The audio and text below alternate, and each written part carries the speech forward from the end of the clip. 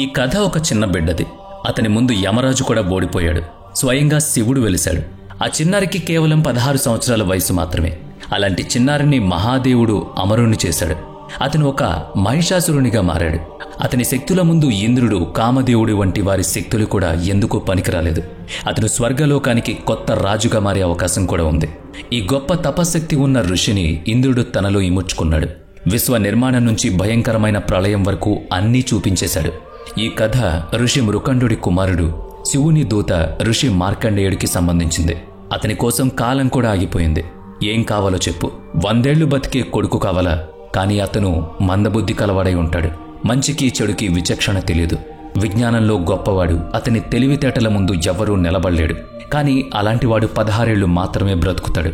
సంతాన ప్రాప్తి కోసం ఋషి మృకండు సుదీర్ఘకాలం తపస్సు చేస్తే అతని ముందు శివుడు ఇలాంటి సందిగ్ధమైన నిర్ణయం పెడతాడు.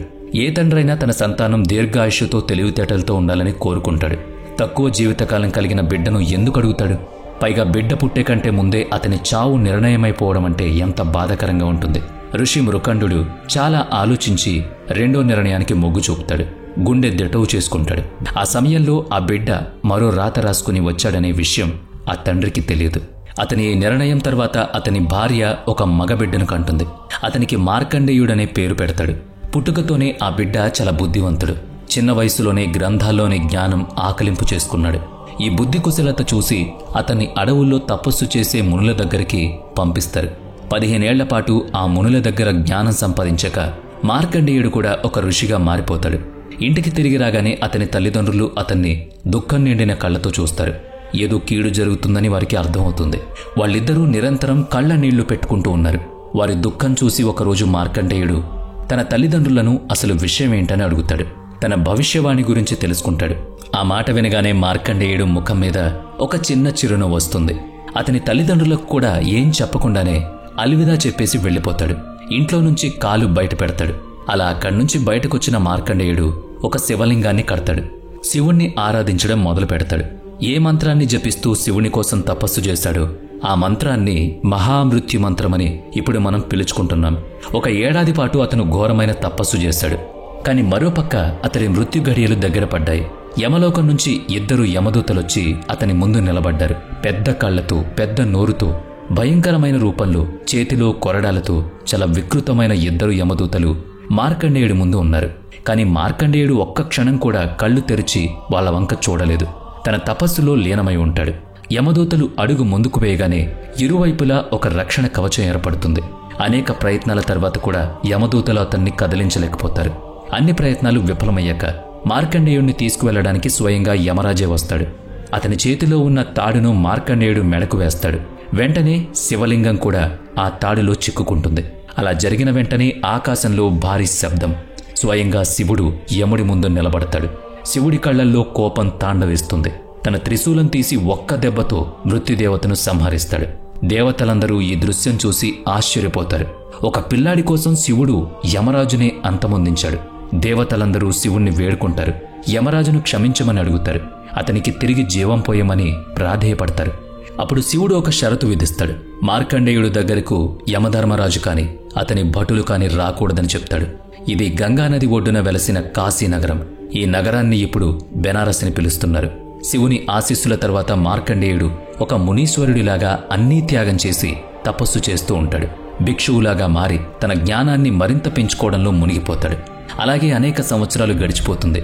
శ్రీమద్ భాగవతాన్ని అనుసరించి మార్కండేయుడి జ్ఞానం ఎంతగా పెరిగిందంటే ఆ శక్తిని చూసి ఇంద్రుడికి కూడా భయం వేస్తుంది.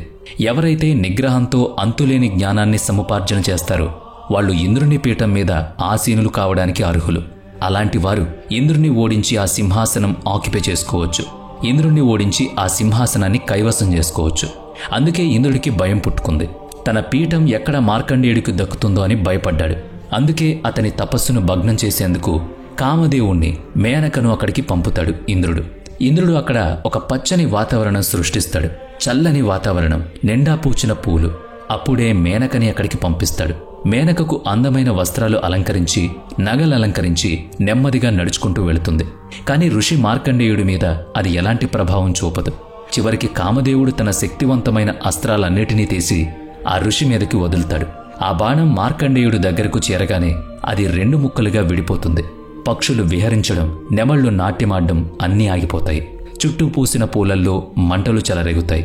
కొద్దిసేపట్లోనే ఆ మంటలు విపరీతంగా అంతటా వ్యాపిస్తాయి. ఆ మంటలు ఎంత ఎత్తుగా ఎగసిపడుతున్నాయంటే మేనక, కామదేవుడు ఇద్దరూ కూడా ఆ మంటల్లో కాలిపోతారు. అయినా సరే ఋషి మార్కండేయుడు అక్కడే ప్రశాంతంగా కళ్ళు మూసుకుని కూర్చునుంటాడు. కామదేవుడికి, ఇంద్రుడికి ఇద్దరికీ మార్కండేయుడు శక్తి తెలుస్తుంది. వాళ్ళిద్దరూ మార్కండేయుడి నుంచి క్షమాపణలు కోరతారు. ఇంద్రదేవుడు స్వయంగా తన ఓటమిని అంగీకరించి మార్కండేయుడిని క్షమించమని వేడుకుంటాడు. తన సింహాసనాన్ని మార్కండేయుడికి అప్పగించేందుకు సిద్ధమవుతాడు. కాని మార్కండేయుడు ఇంద్రుడి మాటలు ఒప్పుకోడు. సరికదా తన తపస్సులో తాను మునిగిపోతాడు. ఆ తపశ్శక్తితో ప్రపంచాన్నే చూడగలుగుతాడు. ఒకరోజు మార్కండేయుడు తన ఆశ్రమంలో తపస్సు చేసుకుంటూ ఉండగా ఒకరోజు ఆకాశం మేఘావృతం అవుతుంది. ఉరుములు, మెరుపులు వినిపిస్తాయి. నల్లని మేఘాలు కమ్ముకుంటాయి. అకస్మాత్తుగా వర్షం చిల్లులు పడిందా అన్నట్టుగా కురుస్తూ ఉంటుంది. ఆకాశం చిల్లు పడిందా అన్నట్టుగా వర్షం కురుస్తూ ఉంటుంది. సముద్రం అల్లకల్లోలంగా మారింది. ఆ అలల తాకిడికి సముద్రపు జీవులు కూడా బయటకొచ్చేస్తున్నాయి. పశువులు, పక్షులు, మనుషులు అందరూ భీతిల్లుతున్నారు. ఒక్కొక్కటిగా అన్ని జీవులు చనిపోతున్నాయి. ఇదంతా జరిగాక మార్కండేయుడికి ఈ భూమి మీద అందరూ చనిపోయి తానొక్కడే బతికున్నానని అర్థమైంది. ఆ విషయం నిర్ధారణ చేసుకోవడానికి అన్ని చోట్ల వెతుకుతూ ఉంటాడు. వేల లక్షల సంవత్సరాలు అలాగే గడిచిపోయింది. ఒకరోజు భూమి మీద ఒక చిన్న భాగంలో ఒక రాగి చెట్టు కనిపించింది. అంత చీకట్లోనూ ఆ చెట్టు మీద ఒక అద్భుతమైన మెరుపు కనిపించింది. అక్కడికి చేరుకున్న ఋషి మార్కండేయుడికి ఒక అద్భుతం అనిపించింది. ఆ చెట్టు మీద ఒక చిన్న బాబు కూర్చునున్నాడు. ఆ చిన్నారి వెలుతురు చీకటిని మింగేస్తోంది. ఆ చిన్నారి నీలివర్ణం, ఒక మణిలాగా మెరుస్తూ ఉంది. ఇదంతా చూసి ఆశ్చర్యపోయిన ఋషి ఆ పిల్లాడు ఒక్క క్షణంలో మార్కండేయుడిని లాగేసుకుని తనలో కలుపుకుంటాడు. అలా లోపలికి వెళ్లిన మార్కండేయుడికి ఆ పిల్లాడు మరెవరో కాదు, స్వయంగా బ్రహ్మ అని అర్థమవుతుంది. ఎందుకంటే మార్కండేయుడికి తన కళ్ల ముందు విశ్వం మొత్తం కనిపిస్తూ ఉంటుంది. ఆకాశం, స్వర్గం, అడవులు, పర్వతాలు, సాగరాలు, నదులు, మనుషులు, పక్షులు, రాక్షసులు, దేవతలు అన్నీ కనిపిస్తాయి. విశ్వంలోని అన్ని మూలలను చూస్తాడు. అతను కాలాన్ని చూశాడు. అతను బ్రహ్మ సృష్టించిన సృష్టిలోని ప్రతి మూలను చూస్తాడు. ఇవన్నీ చూస్తుంటే మార్కండేయుడికి ఒక కల నిజమవుతున్న అనుభూతి కలుగుతుంది. వీటన్నిటి మధ్య అతను తనని తాను చూసుకుంటున్నాడు. ఈ విశాల సముద్రం మధ్య పర్వతం మీద ఒక చెట్టు మీద కూర్చున్న పిల్లాడు కనిపిస్తాడు. ఆ చిన్నారి ముఖం మీద ఒక వింతైన నవ్వు కనిపిస్తుంది. ఆ విష్ణుమూర్తిని మార్కండేయుడు చేతులెత్తి మొక్కుతాడు. అలా జరిగిన మరుక్షణమే అతను కళ్ళు తెరుస్తాడు. అలా కళ్ళు తెరవగానే అతను తన ఆశ్రమంలో ఉంటాడు. ఇదంతా మహాత్ముడు విష్ణుమూర్తి లీల అని అర్థమవుతుంది. కొద్ది క్షణంలో మార్కండేయుడికి విశ్వం యొక్క సమస్త జ్ఞానాన్ని ఇచ్చాడు. అప్పట్నుంచి ఇప్పటి వరకు యుగయుగాలుగా ఋషి మార్కండేయ కథలను అనేక రూపాల్లో, అనేక కథలుగా చెప్తూనే ఉంటారు. వేరువేరు కాలాల్లో ధర్మం గొప్పదనాన్ని తెలియజేశాడు. మార్కండేయ పురాణంలో పురాతన పురాణాల్లోని 18 పురాణాల్లో ఒకటిగా చెప్తారు. దీన్ని ధర్మం, జ్ఞానానికి సంబంధించిన కథగా చెప్పుకుంటారు. ఈరోజు మార్కండేయ ఋషి మార్కండేయ పురాణాన్ని రచించినట్లు భావించే మార్కండేయ తీర్థం ఉత్తరాఖండ్లోని ఉత్తరకాశీ జిల్లాలోని యమునోత్రి పుణ్యక్షేత్రానికి ట్రెక్కింగ్ మార్గంలో ఉంది. శివుడు మార్కండేయుని రక్షించిన పురాణం వారణాసిలోని కైతిలో గోమతి నది ఒడ్డున జరిగినట్లు చెప్తారు. మార్కండేయ మహాదేవ ఆలయం అని పిలువబడే పురాతన ఆలయం ఈ ప్రదేశంలో నిర్మించబడింది. ప్రత్యామ్నాయంగా ఈ సంఘటన కేరళలో జరిగిందని, త్రిప్రంగోడ్ శివాలయం ప్రదేశంలో మార్కండేయుడు యమ నుంచి తప్పించుకోవడానికి ఆలయం వద్ద ఉన్న శివలింగం వరకు పరిగెత్తాడని మరో కథ చెబుతూ ఉంటారు. ఈ సంఘటన మహారాష్ట్రలోని బీడ్ జిల్లాలో పర్లై వైజానాథ్ జ్యోతిర్లింగం వద్ద జరిగిందని కూడా సమాచారం. ఇది తమిళనాడులోని తిరుక్కైడూర్ లేదా తిరువాన్మాయూర్లోని 2 దేవాలయాల్లో ఏదో ఒక దానిలో జరిగినట్లు నమ్ముతారు. ఖాండ్యా కర్ణాటకలోని చిక్మంగళూరు జిల్లాలో ఉంది. మార్కండేయుడు శివునికి అంకితం చేయబడిన ఒక మందిరం కూడా ఉంది. మృత్యుంజయ మరియు పురాణం మార్కండేయుడు ఈ శివలింగాన్ని పట్టుకున్నాడని చెబుతుంది. ఇక్కడ ఒక పిల్లవాడు లింగానికి అతుక్కుపోయిన గుర్తుంటుంది. ఖాండ్యా అనే పేరు కూడా మార్కండేయ యొక్క సంక్షిప్త రూపమే.